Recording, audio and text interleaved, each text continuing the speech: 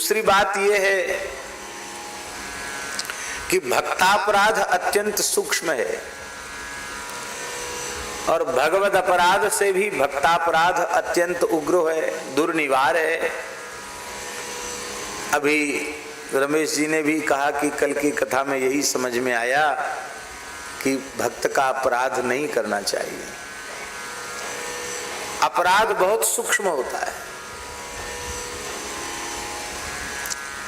पुराण में चरित्र आता है, सर्वत्र भगवान का दर्शन करने वाले प्रहलाद जी महाराज एक बार भगवान नृसिंह की पूजा कर रहे थे और स्तोत्र का पाठ कर रहे थे।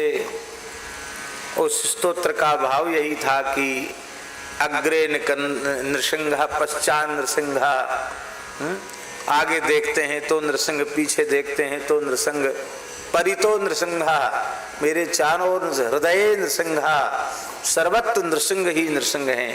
प्रेम विभोर हो रहे थे और उसी समय देवर्षि नारद जी पधारे। सेवकों ने कहा महाराज आप यहीं विराजें, प्रहलाद जी इस समय नियम में हैं। नारद जी ने कहा हमारे आने की सूचना दे दो। सेवक ने जाकर प्रहलाद जी को सूचना दिया। प्रहलाद जी ने सोचा कि बस पूजा पूरी होने ही वाली है और हम पूजन संपन्न करके गुरु जी से मिलेंगे। उन्होंने कहा कि उनको बहुत आदर पूर्वक विराजमान करो, हम पूजा संपन्न करके आते हैं।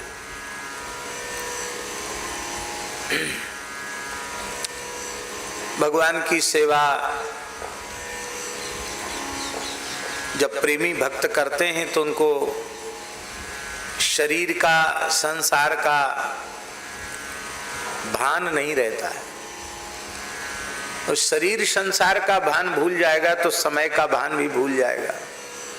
प्रहलाद जी को कुछ भाव विभोर होने से विलंब हुआ और नारद जी ने इसको अनुचित नहीं माना। नारद जी ने कहा कोई बात नहीं, हम तो फिर आ जाएंगे, हम तो घूमते ही रहते हैं। नारद जी वहां से अंतर्धान हो गए, चले गए। अब यह कोई स्थूल दृष्टि से देखा जाए तो ये कोई बहुत बड़ी बात नहीं है। अरे हम कहीं गए और वो अत्यंत व्यस्त हैं या भगवत सेवा में ही लगे हैं और हमें आवश्यकता, हम चले गए तो उसमें क्या हुआ।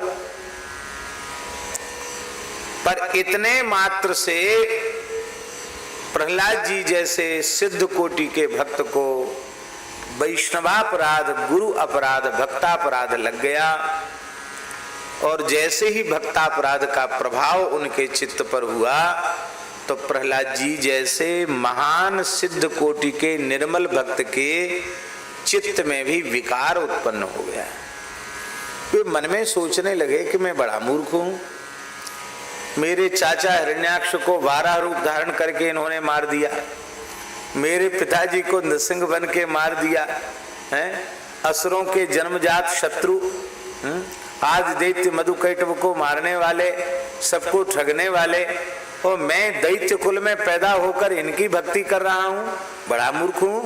मुझे अपने पूर्वजों के संस्कारों के अनुरूप अपना जीवन बनाना चाहिए। ये भाव प्रहलाद जी के मन में आ गया और वे क्रोध में उनके होठ फड़कने लगे और उन्होंने निश्चय किया कि अपने पिता और अपने चाचा की मृत्यु का बदला मैं नारायण से अवश्य लूंगा।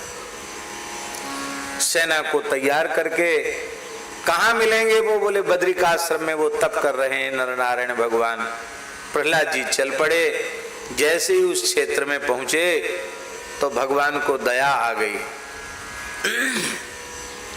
भगवान एक वृद्ध ऋषि के रूप में वहां पधारे, नारायण भगवान, और वहां जंगल में काष्ठ संचय कर रहे थे, यज्ञ के लिए समिधाओं का संचय कर रहे थे।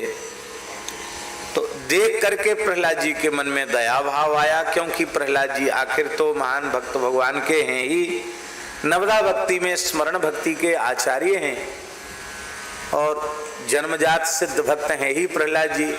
तो प्रहलाद जी के मन में आया कि अरे एक वृद्ध ब्राह्मण ऋषि संत मेरे सामने स्वयं कष्ट कर रहे हैं, इससे अच्छा मैं ही इनकी सेवा कर दूं। प्रहलाद जी अपने वाहन से उतरे और विनम्रता पूर्वक चरणों में प्रणाम किया। कहा महाराज आप यहाँ हिमालय में कहाँ विराजते हैं? आपके यज्ञ के लिए काष्ठ पहुंचाने की सेवा मैं ही कर दूं, काष्ठ संग्रह का काम मैं ही कर दूं।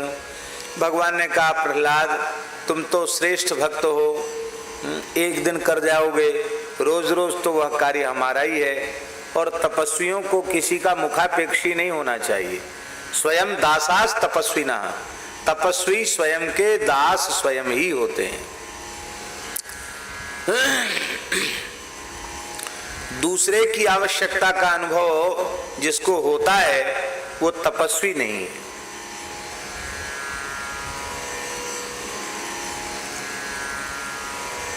किसी दूसरे का सहयोग तप में लिया कि तप में विघ्न ही होगा, विक्षेप ही होगा। स्वयं दासास तपस्विना, तपस्वी तो स्वयं ही दास होते हैं। इसलिए आपका सौहार्द देखकर हम प्रसन्न हैं और आप जहां कहीं जा रहे हो वहां प्रस्थान करो, हमारी सेवा का आग्रह मत करो। नहीं महाराज मेरे रहते हुए आपको कष्ट नहीं उठाना पड़ेगा, मैं जरूर आपकी सेवा करना चाहता हूं।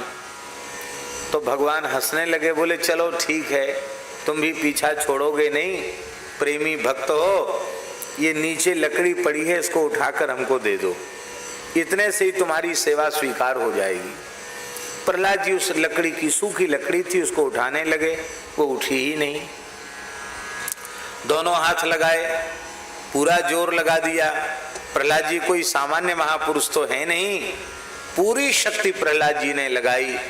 इतनी शक्ति लगाई कि वो लकड़ी धरती से ऐसी चिपक गई थी कि यह पृथ्वी भगवान शेष के मस्तक से 4 अंगुल ऊपर उठ गई, पर वो लकड़ी छूटी नहीं धरती से, और प्रहलाद जी मूर्छित होकर गिर गए। भगवान ने अपना करकमल मस्तक पर फिराया और हंसकर कहा, इतनी अल्प शक्ति सामर्थ्य लेकर तुम अपने पिता और अपने चाचा के वैर का बदला नारायण से युद्ध करके चुकाओगे? कैसे युद्ध करने जा रहे हो? इतना सुनते प्रहलाद जी रोने लगे, बोले भगवान मैं पहचान गया आप सामान्य ऋषि नहीं हैं। भगवान अपने स्वरूप में प्रकट हो गए, प्रहलाद जी को हृदय से लगाया। प्रहलाद जी रोने लगे, महाराज हमारी बुद्धि बिगड़ी क्यों? बोले सूक्ष्म भक्तापराध हो गया, इसलिए तुम्हारी बुद्धि में विकार आया।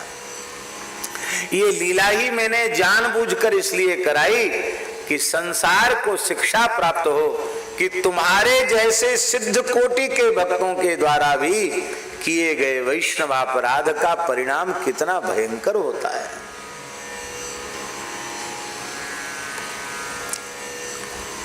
भगवान सब कुछ सहन करते हैं पर भक्तापराध सहन नहीं करते हैं।